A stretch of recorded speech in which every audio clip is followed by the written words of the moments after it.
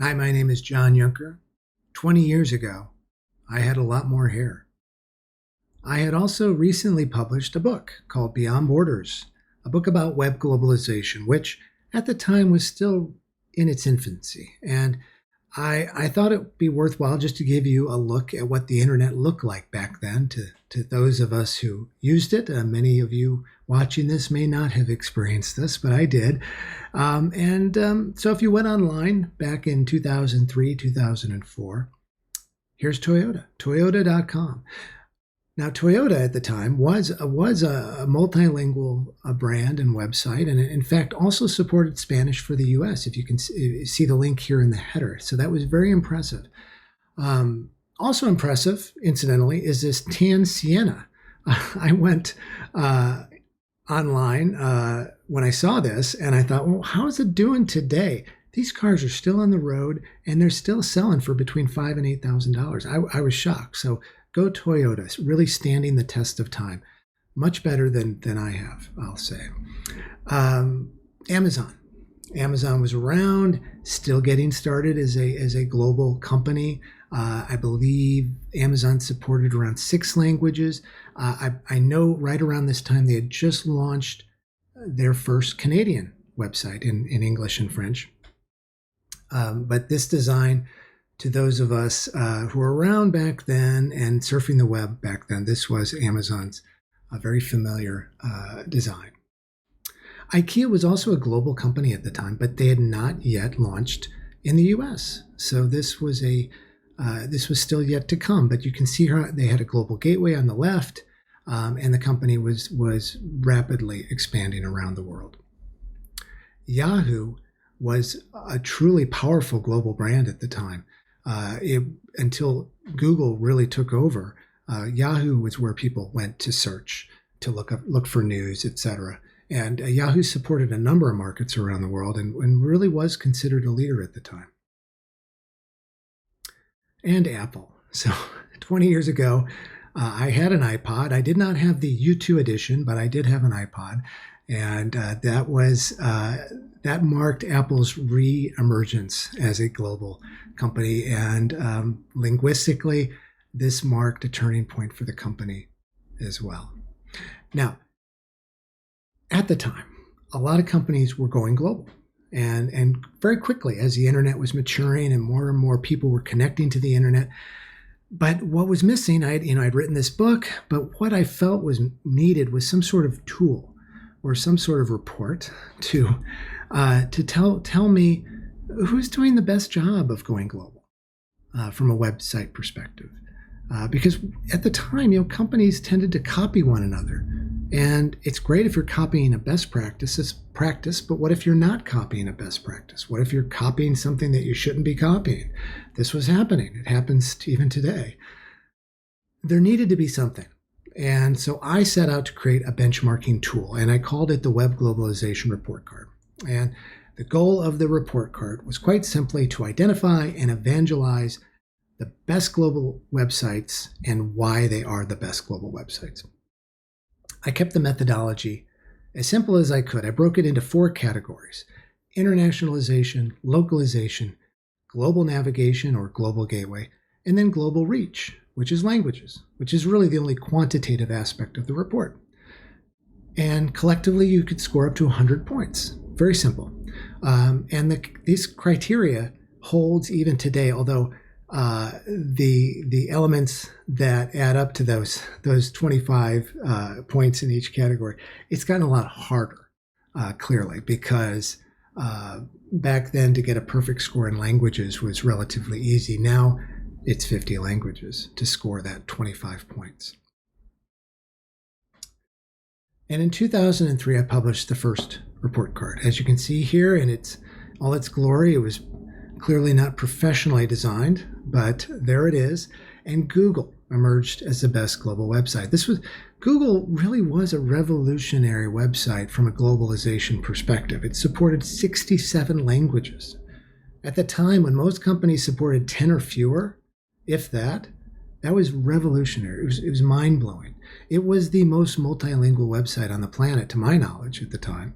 And it really did it inspired me as someone who's passionate about this field, but it also set a benchmark for any company or software product that was going global. This idea that you really needed to invest in languages if you really wanted to communicate with the world.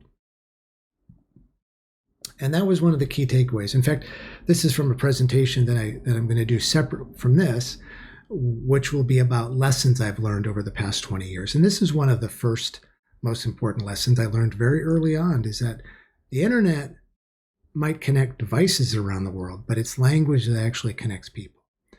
And that is critical, because right now there's about 5.3 billion internet users and only about 17% are native English speakers. So if you really want to communicate with the world, you need to support a lot of languages. And those slices, as you can see here in this pie chart, which really just reflect the world. This pie chart is reflecting the population of the world as more and more people go online. And the slices get smaller and smaller until they end up into this all other languages slice, which includes hundreds and hundreds of languages. Most companies don't come close to communicating with all of these folks in all of these languages. But if you do want to communicate with over 90% of all internet users, you have to support most likely 50 or more languages.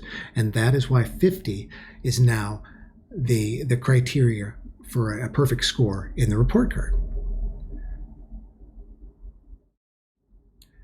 Now, in the report card, I look at each language supported by each website, and I've done that over the years, so I can tell you what languages are going up and which languages are going down, and I can also tell you that the average number of languages has increased year after year.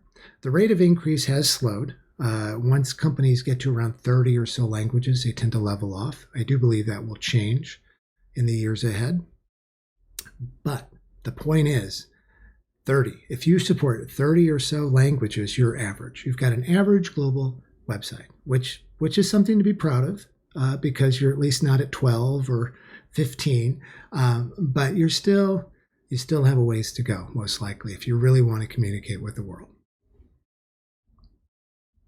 And if we drill down and look at specific websites, this chart just looks at 2008 till today. And on the left here, we have Toyota. So in 2008, it supported 41 languages, and today it's at 54. So even Toyota was at a significant number of languages by most standards in 2008. It continues to add support for new languages, which opens new markets, new countries. And the trend, as we look across a lot of companies, Nivea, Amex, Audi, Nikon, Adobe, Apple, PayPal, the trend is up. And that's one of the key takeaways here, is that companies might pull back here and there. They certainly have with Russia over the past few years. And companies do have trouble. Sometimes they misjudge market opportunities. But in general, the odds are pretty good that if your company is just starting to go global and you've launched 1 or 2 languages, I would say, well, think 5 years, 10 years from now, you might support 20, 30, 40, even 50 languages.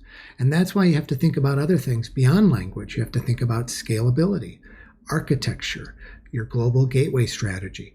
And these are other elements covered within the report card, which are all about, creating websites that scale, that are efficient, and that are really locally successful, that are living, breathing, powerful websites at the local level. So,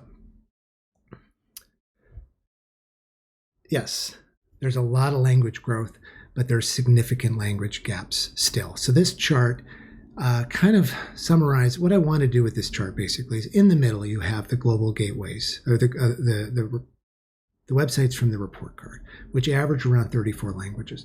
These are established global brands. Okay.